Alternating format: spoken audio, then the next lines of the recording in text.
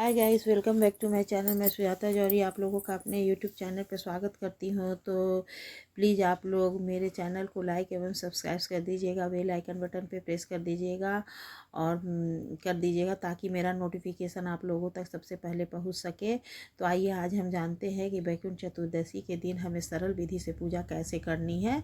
तो मैं बहुत ही सरल विधि से पूजा करके दिखा रही हूँ। तो हम ये पूजा मैं अपने घर में, आप जहाँ आपका मंदिर है वहाँ भी कर सकती हैं, या तो फिर आप अलग से चौकी लगा के भी कर सकती हैं।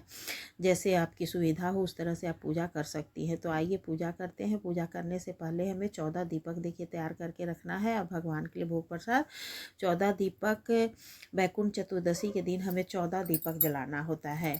और ये दीपक हमें कब जलाना है और कैसे जलाना है मैं ये भी अभी बताऊंगी।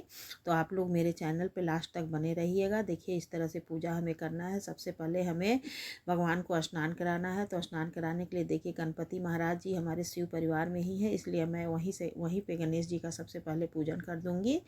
और यदि इसमें नहीं होते, सिर्फ शंकर पार्वती होते, तो फिर अलग से गणपति जी को विराजित करना होता। तो सबसे पहले गणपति जी को हमें स्नान कराना है, उसके बाद से हमें उन्हें टीका चंदन करना है।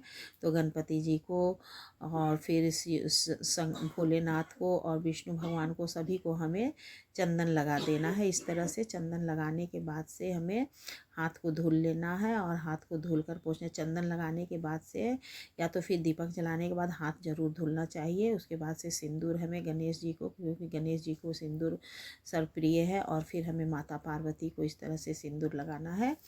तो सिंदूर लगाने के बाद से हमें भगवान को वस्त्र समर्पित करना है। तो वस्त्र रूप में तो ये नया वस्त्र पहना के बैठाई हूँ, तो वस्त्र स्वरूप मैं उन्हें ये कलावा समर्पित कर दूँगी। तो ये कलावा हमें भोलेनाथ, माता पार्वती और गणपति जी को, इसमें कार्तिकेय महाराज भी खड़े हैं, उन्हें भी सबको समर्पित कर देना है। उसके बाद विष्णु भगवान को भी समर्पित कर देना है। आज के दिन इस वैकुंठ चतुर्दशी के दिन हरि और हर का मिलन होता है। तो हरि का और हर का मिलन करवाने का वीडियो मैं पहले ही डाल चुकी हूँ कि कैसे कि हरि और हर का मिलन करवाया जाता है। रात्रि में 12 बजे के लगभग में हरि और हर का मिलन करवाना होता है। तो बनारस में बहुत अच्छा होता है मणिकर्णिका घाट पे। और ये देखिए इस तरह से हमें एक दीपक जला देना है। आप जो 14 दीपक लगाई हैं उस दीपक को हमें रात्रि में जलाना है, 12 बजे से लेकर 4 बजे भोर तक में आप जब भी मतलब जला दीजिए। तो इस तरह से एक दीपक आप सुबह पूजा कर लीजिए विष्णु भगवान शंकर जी का, या तो फिर आप शाम को भी पूजा कर सकती हैं देर डूबने के बाद से।